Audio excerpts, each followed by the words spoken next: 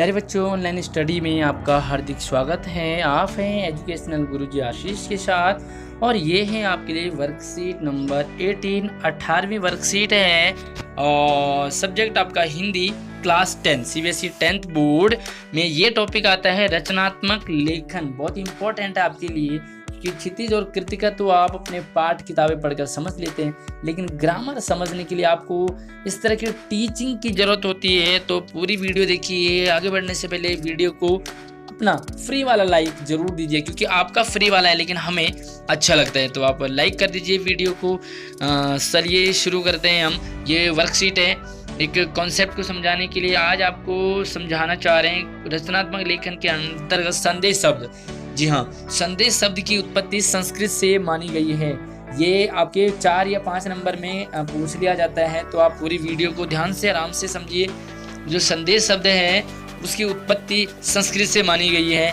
इसका अर्थ है खबर या समाचार प्राप्त करना, यानी कि संदेश का मतलब होता है समाचार, मैसेज। ठीक है, जब कोई व्यक्ति किसी कारणवश किसी दूसरे व्यक्ति से सीधे बात नहीं कर सकता, यानी कि एक दूसरे के पास कई बार हम चिट्ठी लिखते हैं, मैसेज लिखते हैं, आजकल व्हाट्सएप, फेसबुक, टेक्स्ट किसी तरीके से या लेटर लिखना हो तो उसमें हम इस तरह के मैसेज संदेश का प्रयोग करते हैं। तो सीधे बात हम नहीं कर पाते। कई बार हम अपनी बात को डायरेक्ट रखने में हिचकिचाते हैं, तो हम क्या करते हैं, थर्ड पर्सन की सहायता से पहुंचाते हैं। तो क्या आपने कभी इस तरह का ट्रिक यूज किया है? वीडियो में कमेंट में जरूर बताइए। तब वह कोई जानकारी या समाचार या खबर संदेश के जरिए दूसरे व्यक्ति तक पहुंचता है, यानी कि आप किसी तक, अपने दोस्त तक, अपने घर वालों तक, अपने टीचर तक, किसी तक भी अपनी बात को पहुंचाना चाहते हो तो आप डायरेक्ट पहुंचाने में हिचकिचाते हो। ऐसे में आप अपने फ्रेंड्स का सहारा लेते हो। संदेश किसी व्यक्ति विशेष या किसी समूह द्वारा किसी व्यक्ति विशेष या समूह को दिया जा सकता है। एक व्यक्ति बहुत सारों को दे सकता है, या बहुत सारे एक लोगों को।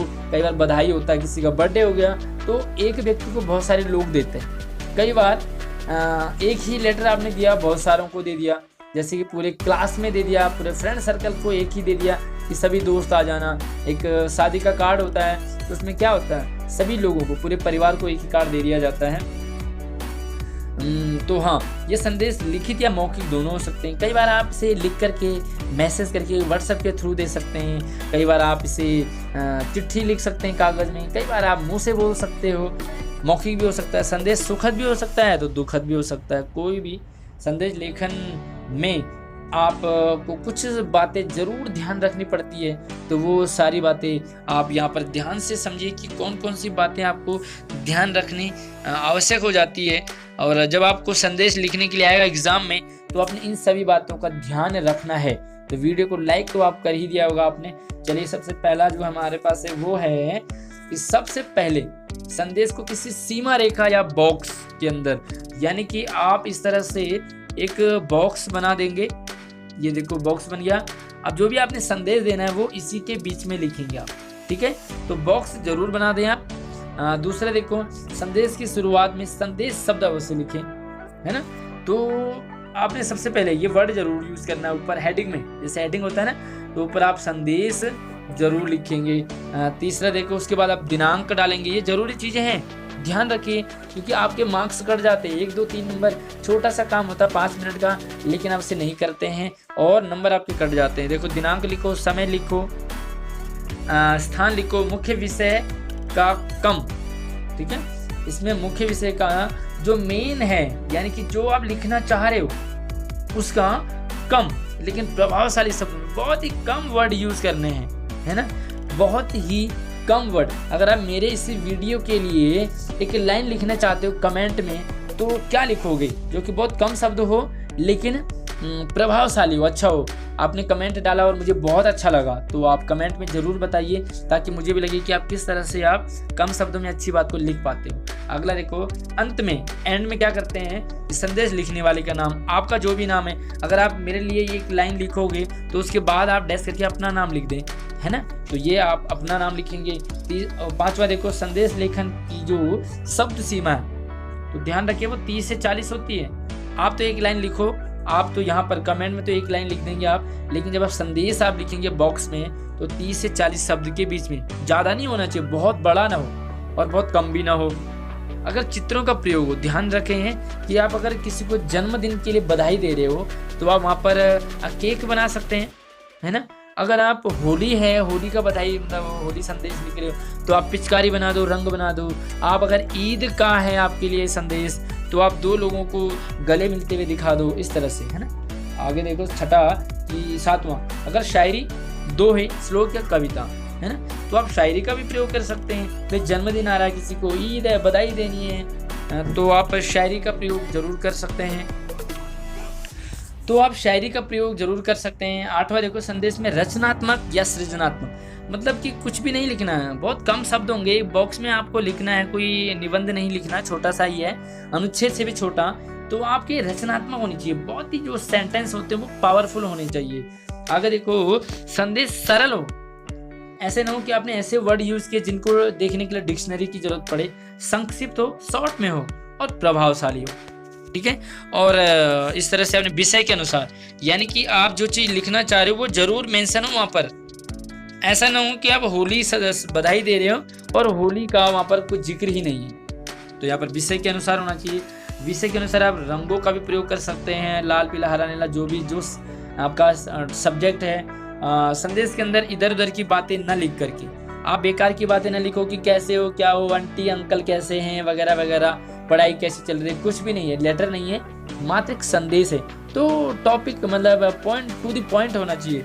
और आगे देखो, विषय परक, वस्तु पर ध्यान देना, जो भी आपका टॉपिक है उस पर आप फोकस करें। तो एक एग्जाम्पल देख लीजिए, थोड़ा सा इस एग्जाम्पल पर आप ध्यान दीजिए। यह है जन्म दिवस पर शुभकामना संदेश। तो यहाँ पर देखिए क्या कर रखा है इन्होंने, शुभकामना, किसी का बर्थडे है तो उसको दिया। शायरी लिखी है तो आप इस तरह की शायरी का प्रयोग कर सकते हैं। थोड़ा सा इन्होंने कलरफुल वाले पेन का प्रयोग किया, तुम जियो हजारों साल और साल के दिन हो 50,000। तो ये बहुत बार आपने सुना भी होगा, लोग यूज भी ज़्यादा करते हैं। इन्होंने सिंपल सी बात रखी है यहाँ पर। आप और भी अच्छे से, आपको शायरी आती है तो वो लिख दो, आपको किसी का दोहा कविता आती है वो लिख दो। अब यहाँ पे देखो डिक्टो, है ना, ऊपर देखो जन्मदिवस पर शुभकामना संदेश। तो ये टॉपिक जरूर होना चाहिए कि किस टॉपिक पर लिख रहे हैं। आगे देखो दिनांक 10 मार्च, तो 10 मार्च का इन्होंने रखा यहाँ पर। टाइम भी लिखा हुआ है 12:04 AM PM, है ना। प्रिय बेटा अभिषेक, जन्मदिन की हार्दिक शुभकामनाएं। तो डिक्टो दिखा कि बेटे का नाम लिखा और शुभकामना संदेश लिख दिया। आगे देखो, आप दीर्घायु हो, स्वस्थ रहे, जीवन में निरंतर उन्नति के मार्ग पर अग्रसर हो, आगे बढ़ते रहे, यही मेरी भगवान से, ईश्वर से प्रार्थना है।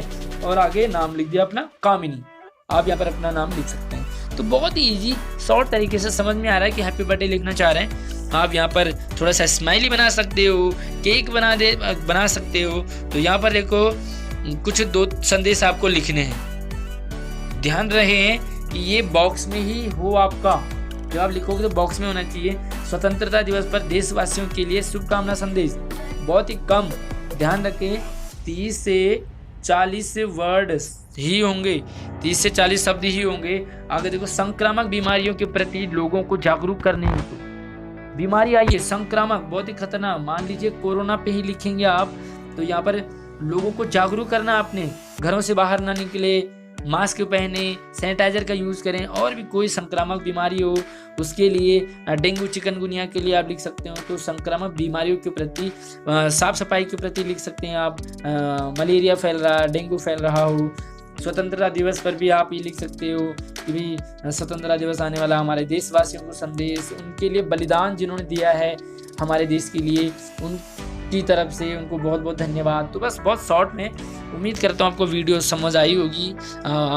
वीडियो को लाइक करके शेयर करें अपने बाकी सभी दोस्तों को, और कमेंट में हमें, जो मैंने कहा कि वीडियो के कमेंट में ज़रूर लिखें, प्रभावशाली वीडियो के लिए, वीडियो की तारीफ में मेरे लिए कमेंट में ज़रूर लिखें। मिलते हैं नए वर्कशीट में, तब तक आप अपना ख्याल रखिए।